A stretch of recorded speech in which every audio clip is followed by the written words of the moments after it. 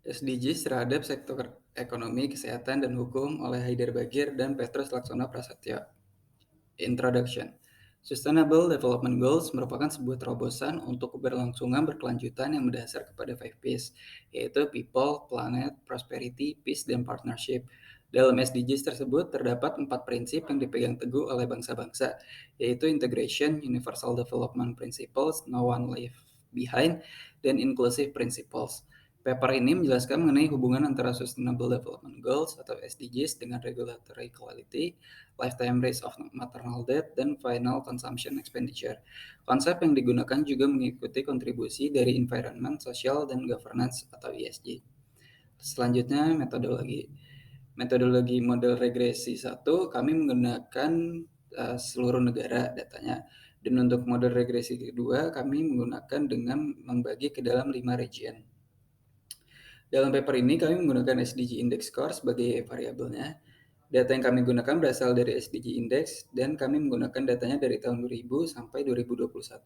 Selanjutnya variabel independen yang kami gunakan yaitu regulatory quality, lifetime risk of maternal death, dan final consumption expenditure. Data yang kami gunakan juga dari 217 negara yang datanya berasal dari SDG Index. Selanjutnya literatur review yang kami gunakan. Konsep pembangunan berkelanjutan atau sustainable development muncul yang dapat dikatakan dalam model ekonomi yang mempunyai beberapa dampak negatif dalam sosial dan lingkungan.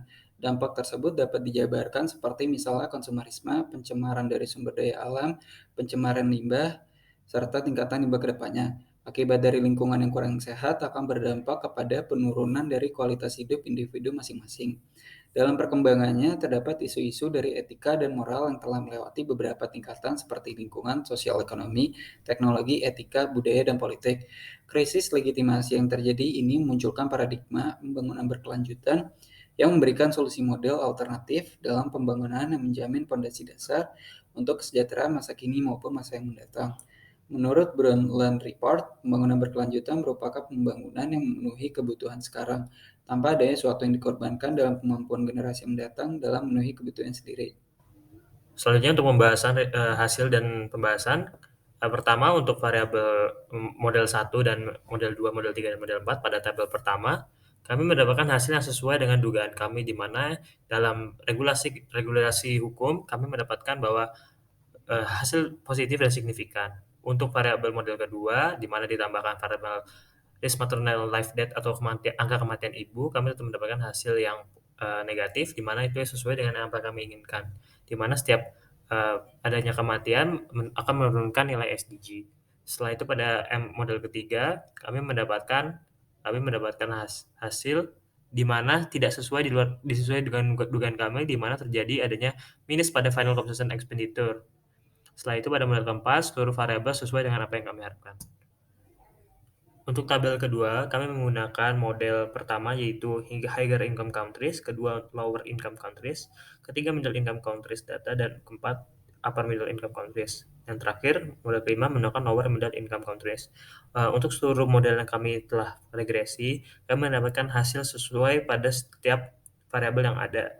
Di mana untuk seluruh model, regulatory angkanya positif, dan untuk risk maternal death itu negatif, dan untuk final consumption expenditure semuanya positif. Yang terakhir di sini R-square kami di atas angka 0,50 yang berarti menandakan bahwa data yang kami teliti dapat dipercayai dan mempunyai validitas. Untuk kesimpulan, pada setiap model dalam tabel 1 dan tabel 2 sudah memiliki dugaan yang memiliki hasil validitas yang tinggi. Pengaruh kualitas regulasi dapat dibuktikan sebagai penopang suatu negara dalam mengembangkan program ekonomi yang memberikan berkelanjutan. Dan negara yang berhasil membuat kebijakan tentang bagaimana suatu negara akan melihat jarak jauh dalam pembangunan berkelanjutan akan menjadi negara yang dinilai maju dan mumpuni dalam pengembangan 5P, yaitu People, Planet, Prosperity, Peace, and Partnership. Yang kedua, untuk variabel kami, angka kematian ibu juga dijadikan sebagai landasan suatu negara untuk mengurus tidak hanya soal sektor ekonomi, namun juga kesehatan, sosial, dan pendidikan.